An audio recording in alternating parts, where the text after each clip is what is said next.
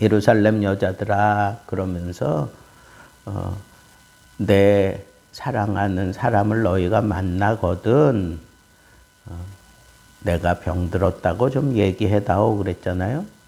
그랬더니 대뜸이 여자들이 하는 얘기가 도대체 너의 남자가 어떤 사람이냐, 어떻게 생겼느냐, 그리고 어떤 성품을 가졌느냐, 어떤 인격을 가진 사람이냐 하는 측면에서 이렇게 되물어본 겁니다. 그런데 이 술람미 여인이 부탁하는 것을 이 예루살렘 여자들이 그냥 넘길 수도 있는데 그러지 않고 이렇게 관심을 갖는 것은 이 술람미에 대해서도 이 여인들이 칭찬을 하고 있는 거예요. 그건 뭐라 그랬습니까? 여자들 가운데 어여쁜 자야 그랬어. 여자들 가운데 어여쁜 자야. 이 얘기는 뭐예요? 여자가 볼 때에도 당신은 참 아름답다. 너무너무 사랑스럽고 아름답다. 그러니까 이런 미모를 가진 사람이 찾는 남자라면 도대체 어떤 사람일까? 도대체 얼마나 아름다울까? 하는 그런 호기심이 이렇게 발동을 했다고 보아야 할 것입니다. 그래서 이 술람미 여인에게 정말 찾아주고 싶은 마음도 있지만 궁금한 거예요. 도대체 이 아름다운 미인이 사랑하는 남자는 도대체 누굴까? 어떤 사람일까? 하는 그런 생각을 자연스럽게 하게 됩니다. 그랬을 때 이 술람미 여인이 내 사람은 이런 사람입니다. 라고 얘기하는데 그 특징을 얘기하는 거예요. 너희들이 찾기 쉽게 내 남편은 이런 사람이야. 그러니까 이런 사람을 만나거든 꼭 전해다오. 그렇게 얘기를 하는 겁니다.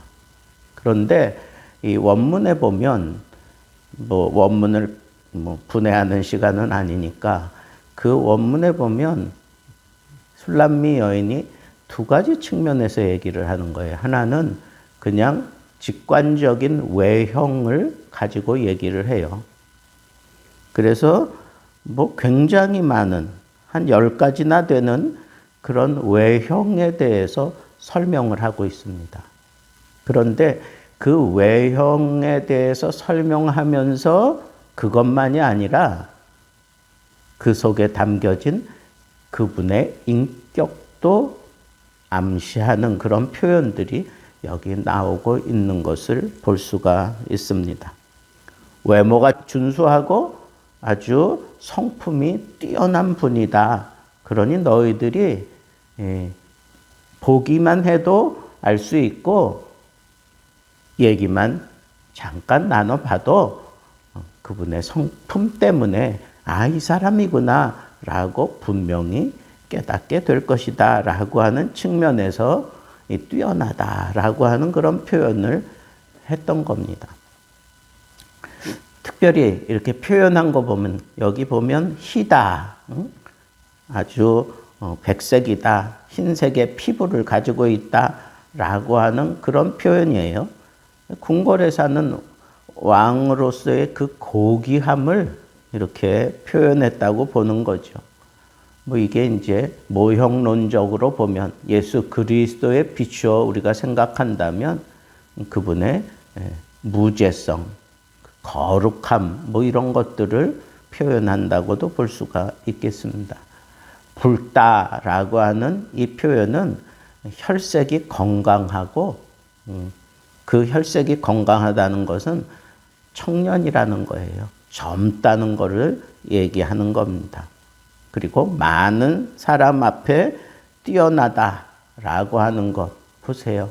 이것은 어떤 외형을 설명하는 것보다는 그분이 가지고 있는 인격, 탁월한 그 성품, 뭐 이런 것들을 표현하는 거라고 볼 수가 있습니다.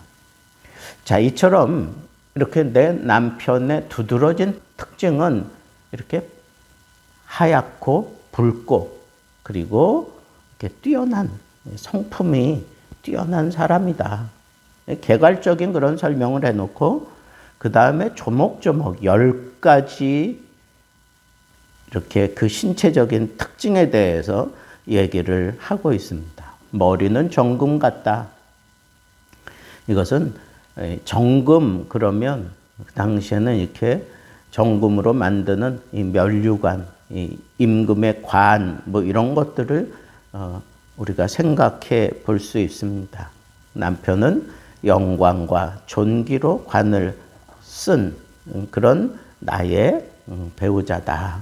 머리털이 고불고불하다라고 하는 것은 곡선미를 강조하는 거예요. 이 곱슬처럼 그렇게 고불고불하다. 이 곡선미가 상당히 그 웨이브가, 머리카락의 웨이브가 이렇게 두드러지게 잘 늘어져 있는 그런 사람인 것을 얘기하는 겁니다.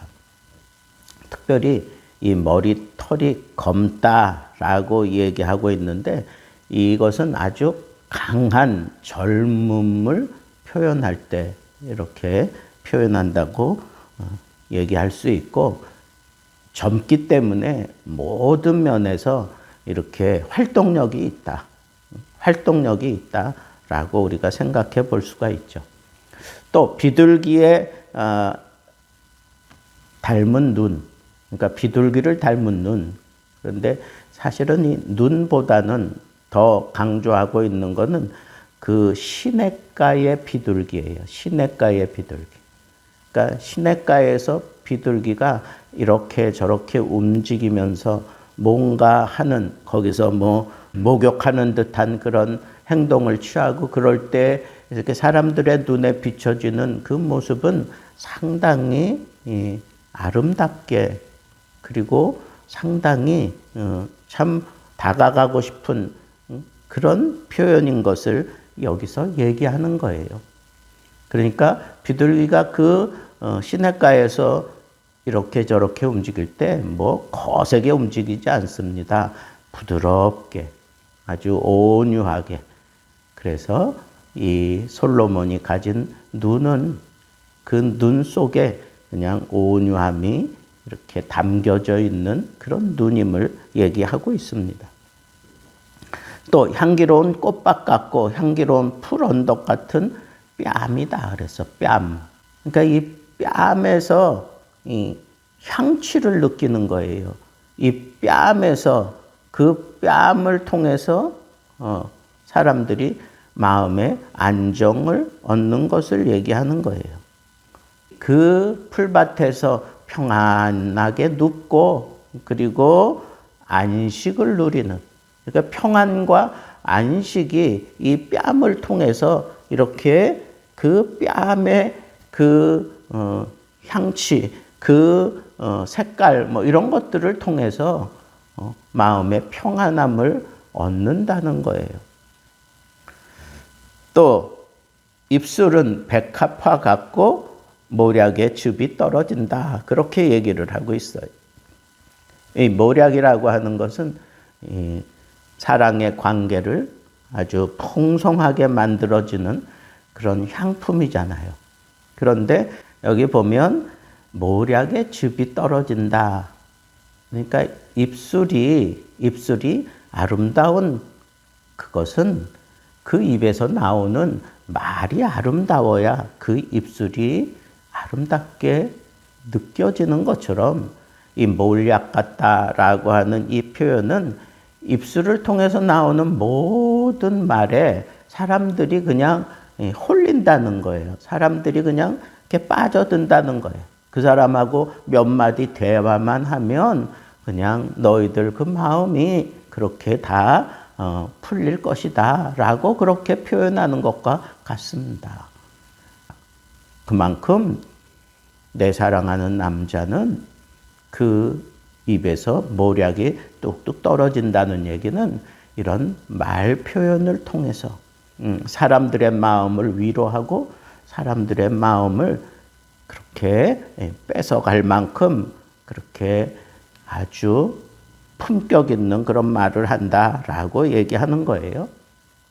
또 손은 황옥을 물린 황금 놀이개 같고, 이 손은 이 손가락을 얘기하는 것보다는 이 팔 전체를 얘기하는 거라고 보는 것이 더 원문에 가깝다라고 김희보 교수님이 그렇게 얘기를 하고 있습니다.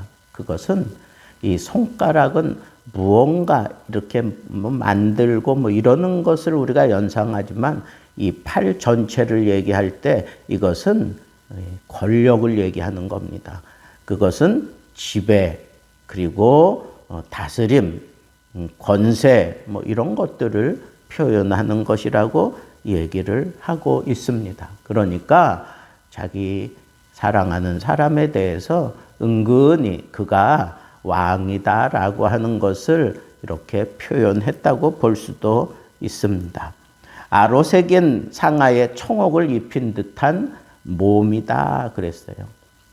여기 상아 그리고 청옥을 입힌 듯한 몸이다. 이것은 이 탄탄하고 그리고 아주 매끈매끈한 그런 몸 상태를 표현하는 겁니다. 균형 잡힌 체격을 가지고 있다. 단단하게 다듬어진 근육을 가지고 있다. 몸 전체를 흐르는 그런 아주 강렬한 그런 기상이 그 몸속에 흐르고 있다라고 그렇게 지금 표현하고 있는 겁니다. 또 정금 받침에 세워진 화강석 기둥 같은 다리다. 이 다리는 몸을 지탱시켜 주는 것 아닙니까? 그런데 받침이 있어요. 정금 받침. 예전에 구약시대에 성막을 지을 때에도 받침이 필요했는데 그때는 은으로 이렇게 받쳤습니다. 근데 여기는 정금 받침이다 그렇게 표현한 거 보면 아주 최상의 그런 표현을 하고 있고, 화강석 기둥 같다. 이 화강석은 아주 탄탄하지만 어쩐 면으로는 이렇게 좀 그 돌에다가 새김을 할 수 있는 조금 이렇게 물렁물렁한 그런 재질이라고 우리가 생각할 수도 있습니다. 그만큼 무언가 새기고 싶어 하는, 무언가 거기다가 뭔가 좀 남기고 싶어 하는 그런 다리를 가지고 있다는 거예요. 그의 굳건한 그 지위, 그리고 왕적인 권위, 뭔가 그가 이루는 그 발로 무언가 이루는 곳곳마다 기념비적인 그런 기록을 해야 될 만큼 그런 아름다운 발을 가지고 있다.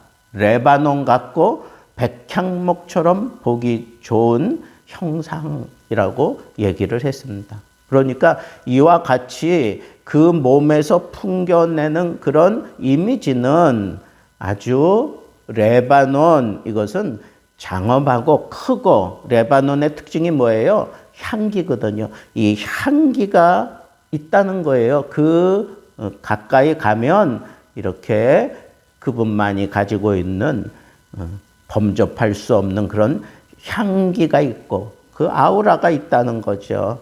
그 인품 역시 백향목처럼 아주 아름드리 나무, 이 백향목이 최고인 것처럼 그 사람의 인품도 바로 그렇게 최고의 인품을 가지고 있다라고 표현을 하고 있습니다.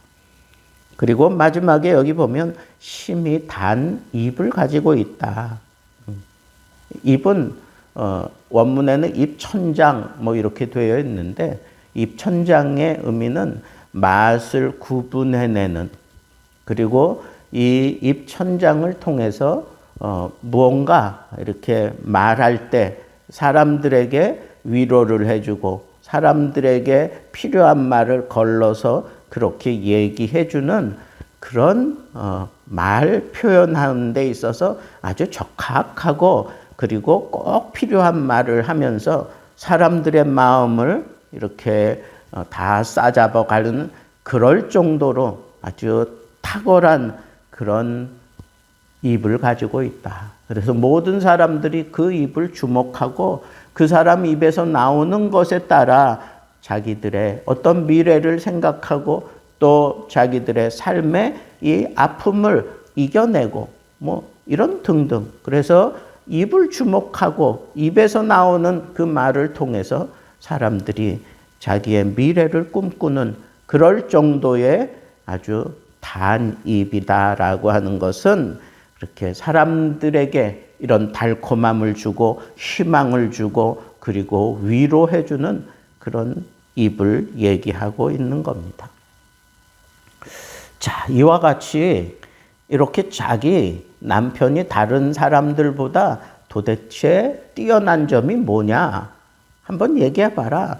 너같이 이런 아름다운 여인이 도대체 찾는 남자가 누구냐?